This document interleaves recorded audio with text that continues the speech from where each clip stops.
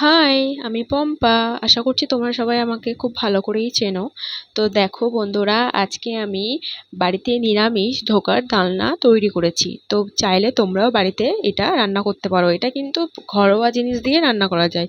তো তো প্রথমেই আমি ছোলার ডালটা ভিজিয়ে রেখেছিলাম। তো চাইলে তোমরা আগের দিন রাত্রিবেলাও ভিজিয়ে রাখতে পারো, এটা আরও বেশি ভালো হয়।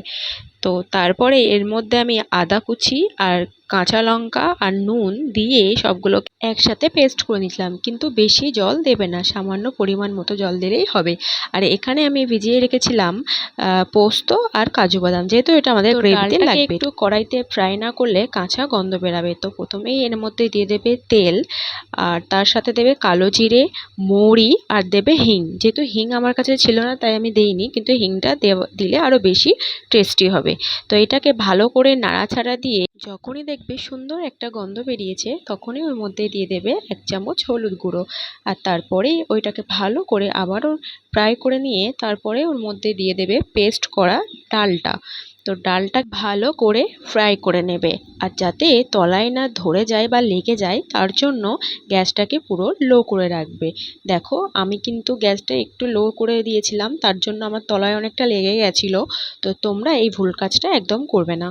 তো ডালটাকে নামানোর জন্য এই পাত্রে ভালো করে নিচে আগে তেল মাখিয়ে নেবে, না হলে তলায় লেগে গেলে কিন্তু আর উঠবে না। তো ভালো করে তোমরাও দেখে নাও এটা, আর বাড়িতে ট্রাই করবে।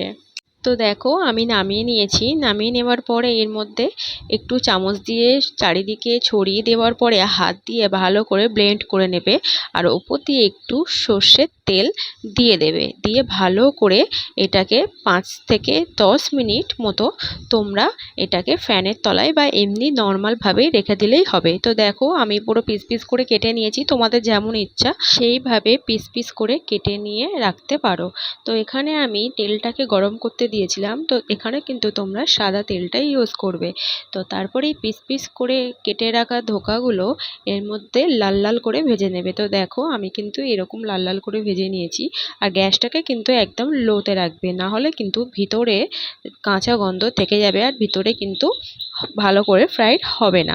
তো দেখো এখানে কিন্তু আমার এগুলো সব ভাজা হয়ে গেছে। এবার গ্রেভিটাকে বানানোর জন্য তেলের ওপরে কি কি ফোড়ন দিতে হবে সেটা দেখো। এখানে আছে তেজপাতা, শুকনো লঙ্কা দুটো, আর আছে গোটা জিরে, আর আছে গোটা গরম মশলা যেমন দারচিনি, লবঙ্গ, আর তার সাথে আছে এলাচ। তো কড়াইতে আমি লাল তেল এখানে ইউজ করেছি। তারপরে এই তেলটা যখন গরম হয়ে যাবে তখনই এর মধ্যে দিয়ে দেবে সব গোটা মশলাগুলো। ফ্রাই করা হয়ে যাবে আর সুন্দর একটা গন্ধ বেরাবে, তখনই এর মধ্যে দিয়ে দেবে 1 চামচ আদা। আর তোমরা যদি মনে করো যে এটা আমি আমিষ করে তৈরি করব, তাহলে রসুন আর পেঁয়াজটা এর সাথে অ্যাড করলেই হবে। তারপরে এর মধ্যে আমি দিয়ে দিলাম 1 চামচ হলুদ গুঁড়ো, আর দিলাম কাশ্মীরি লঙ্কার গুঁড়ো।